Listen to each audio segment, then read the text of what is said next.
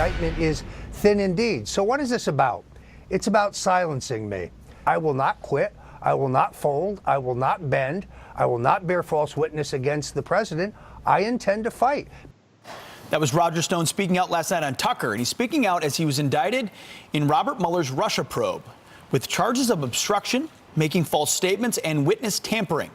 But our next guest says there's one big thing missing from the indictment: any evidence of collusion. Attorney, Fox News legal analyst, and the author of The Russia Hoax, Greg Jarrett, joins us now. I'll say the author of the now updated paperback version of The Russia Hoax. New preface, new epilogue. Yeah, always a story unfolding. A couple of weeks, but you can get it online. Well, I got mine right now. So you sorry, do folks. indeed. You got to wait 2 weeks, but you can order it online. Greg, let's start first with this raid. Right.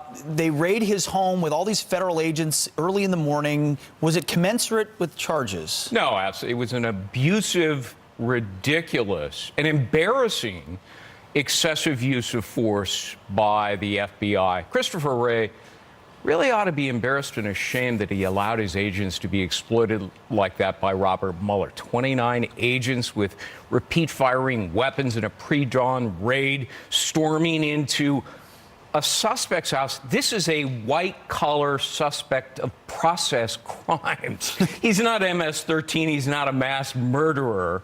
So why'd they do it? Why'd they do it? Thuggish tactics to intimidate the witness. I doubt he'll be intimidated by it. But this is what Robert Mueller's investigation has come to. No principal crimes, only process crimes, which are offenses against the legal process.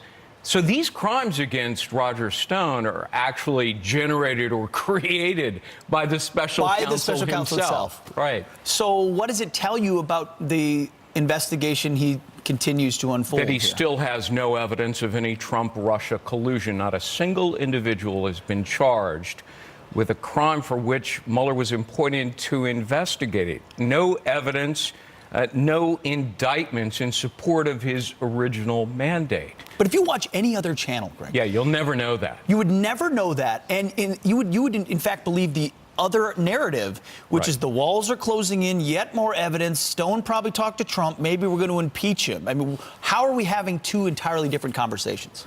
Well, because the media hates Donald Trump, and they don't mind misrepresenting the truth. They're now agenda-driven, not information-driven. These are people who are advocates now for the demise of Trump, and they prove it day in and day out. And the BuzzFeed, debacle was a perfect example of it. They ran crazy talking about impeachment, resignation, imprisonment of Donald Trump. And, of course, that was a hoax as well. Do you see are there any scenarios under which you are concerned about what could be unearthed, or a possible scenario the special counsel could be working on that would be problematic for the president? Not at all. The fact of the matter is that what we're seeing here is selective and unequal prosecution. Look at all the people who lied in Hillary Clinton's orbit. I'll just give you two examples. Uma Abedin and Cheryl Mills clearly gave false statements. Emails proved it.